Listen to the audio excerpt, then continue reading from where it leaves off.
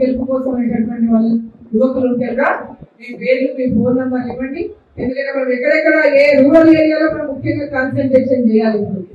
వాళ్ళకు మోదీ గారికి ఓటు వేయాలనేటువంటి అందరికీ ఉంది, కానీ మనకు ఆ ఓటు మనం తెచ్చుకోవాలంటే ఇంటింటికి వెళ్ళి వాళ్ళ ఓటు గురించి మన గుర్తు గురించి చెప్పాల్సినటువంటి అవసరం ఉంది. కాబట్టి మనం ఆ యొక్క అవకాశాన్ని పూర్తిగా ప్రతి గ్రామంలో ప్రతి ఒక్క మారుమూల ఉన్న ప్రతి ఒక్క గ్రామంలో ఓటు మనం మోదీ గారికి మనం వేయక సిద్ధంగా ఆ ఓటు మనం వేయించుకోవాలి.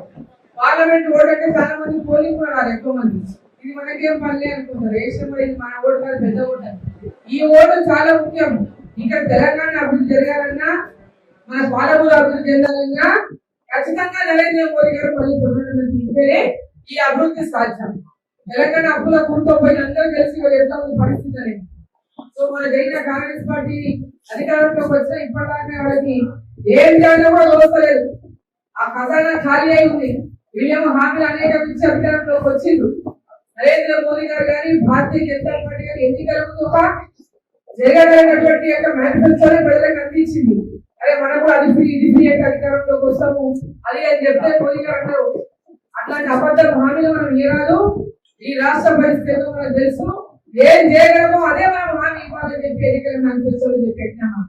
కానీ ఇక్కడ వాళ్ళు చెప్పినటువంటి హామీలకు మోసపోయి తెలంగాణలో కాంగ్రెస్ పార్టీ అధికారంలోకి వచ్చింది. మొన్న అధికారంలో బీజేపీ ఉండి ఇప్పుడు ఎట్లా మోదీ గారు ఉంటే ఇంకా మనం పెద్ద ఎత్తున ముందుకు పోయేటటువంటి వాళ్ళం. సరే ఏదేమైనా ఇప్పుడైనా మన రాష్ట్రాన్ని కాపాడుకోవాలి, మన దేశాన్ని కాపాడుకోవాలి.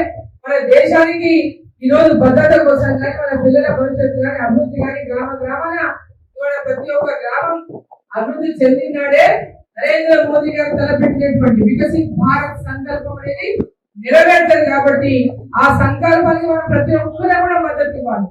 ఆయన సంకల్పం ఏంది? ప్రతి ఒక్కరు అభివృద్ధిలోకి రావాలి, ప్రతి ఊరు కావాలి, ప్రతి పట్టణం కావాలి, అప్పుడే దేశం అభివృద్ధి సాధ్యమవుతుందని. కాబట్టి మీ అందరికీ ఆ లక్ష్యానికి మనందరి యొక్క మద్దతు ఉండాలి. ముఖ్యంగా ఈ దేశం యొక్క భవిష్యత్తు మేలుకోరే వాళ్ళు, ఈ దేశం మేలుకోరే వాళ్ళు, ఈ దేశంలో మనం కాదు ఇప్పుడు రేపు మన పిల్లలుగా ఈ దేశం యొక్క ఈ యొక్క ధర్మం యొక్క ఇది ఇతనే. ఎందుకంటే మనకి అందరూ తెలుసు ప్రపంచ దేశాల్లో ఉన్నటువంటి ఏకైక హిందూ దేశం అంటే భారతదేశం ఒకటే. అనేక దేశాలు అనేక రిలీజియన్స్ ఉన్నాయి, మన దేశం మాత్రమే కేవలం హిందూ ధర్మం హిందువులు ఉన్నటువంటి దేశం కేవలం భారతదేశం మాత్రమే హిందూ దేశం. మరి మన దేశాన్ని మన ధర్మాన్ని మనం రక్షించుకోవాలంటే కాపాడుకోవాలంటే అందరం కూడా ఏకతాటిపైన ఉండి మన భారతదేశం యొక్క అభివృద్ధి కోసం భారత సంకల్ప యొక్క లక్ష్యాన్ని ఏదైతే నరేంద్ర మోదీ గారు నిర్ణయించుకున్నారో ఆ లక్ష్యం భారతదేశం అంతా కూడా విశ్వగురువు కావాలి, ప్రపంచాన్ని భారతదేశం